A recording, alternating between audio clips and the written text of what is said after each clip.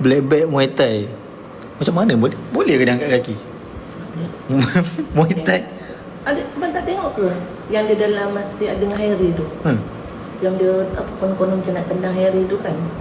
Kaki dia boleh tinggi tau. Sampai? Ya. Push. Kalau lengan 3 kilo, kaki 6 kilo. Semati. Harry kena lempang sekali dengan apa Nazrah. Ibu Ikmal buat hal memang jelin je terus senyap.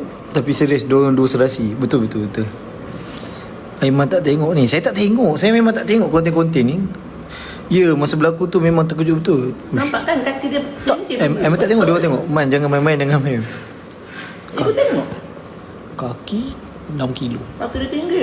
Lengan 3 kilo. Kita boleh bayang rasanya macam dia tak boleh pergi kan. 3 Sebab badan kilo. dia macam tu kan. 3 kilo, 6 kilo, 9 kilo. Hingga kat muka. Tidur. Ibu tengok. Saya sekilo je rasa ni. Saya sekilo je kak. Tapi orang kata Man kalau naik angin memang wow, terkejut semua orang. Mem kalau naik angin.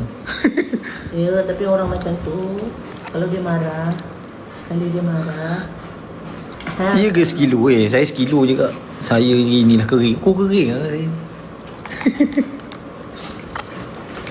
Aiman ni dia pernah baran. Jangan sedih kau orang.